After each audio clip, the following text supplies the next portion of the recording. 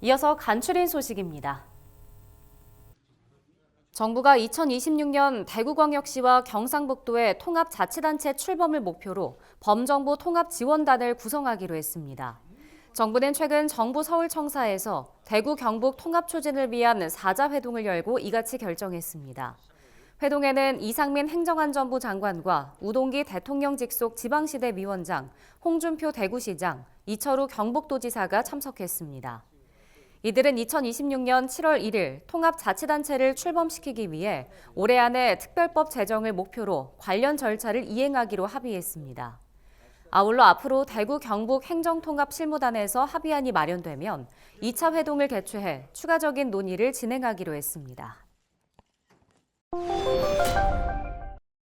농림축산식품부와 농촌진흥청이 농촌자원의 관광가치 발굴이란 주제로 농촌관광 아이디어 경진대회를 개최합니다. 국내 대학생과 대학원생이라면 이번 경진대회에 누구나 참여할 수 있습니다. 농촌의 가치를 높일 수 있는 정책 제안 또는 사업화 모델 중 한 개 분야의 제안서를 작성해 7월 31일까지 제출하면 됩니다. 농식품부는 제안서의 참신성과 완결성, 정책 활용성 등을 평가할 계획입니다. 최종 선정된 9개 팀에는 농식품부 장관상 등이 수여됩니다. 이번 대회와 관련된 자세한 내용은 웰촌 누리집에서 확인할 수 있습니다. 농촌진흥청이 다가올 집중호우에 대비해 농가에서 농기계 보관과 관리에 만전을 기해야 한다며 집중호우 피해에 대처하기 위한 방안을 소개했습니다. 농기계 침수를 예방하기 위해 가장 좋은 방법은 농기계를 안전한 장소에 보관하는 것입니다.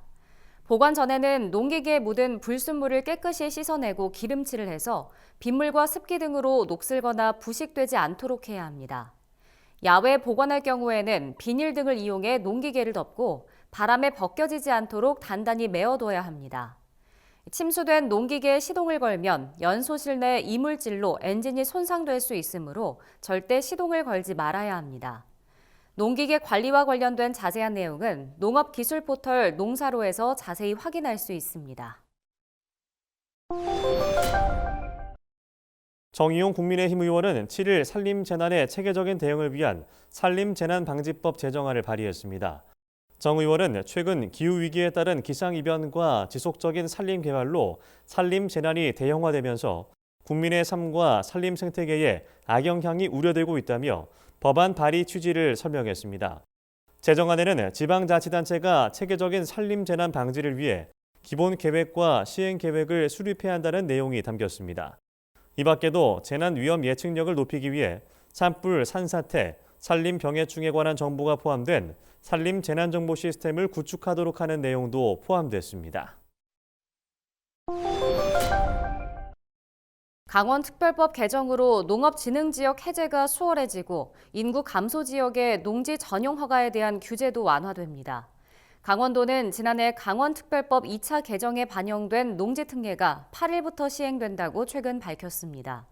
이번 특례가 시행됨에 따라 강원도지사 직권으로 개발에 필요한 농업진흥지역을 총량 4,000헥타르 내에서 해제할 수 있습니다.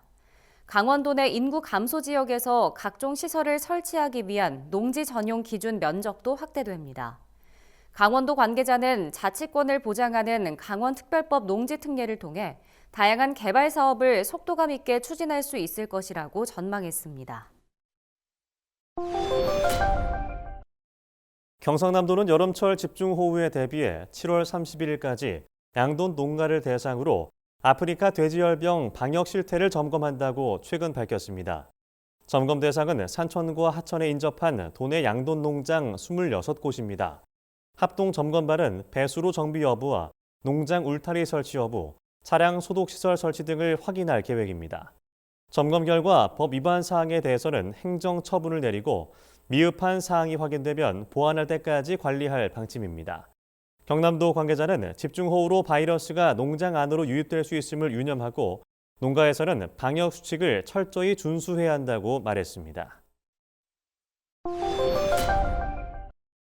전라남도가 해남군에서 친환경 농법으로 생산한 유기농 오디를 6월에 친환경 농산물로 선정했다고 밝혔습니다.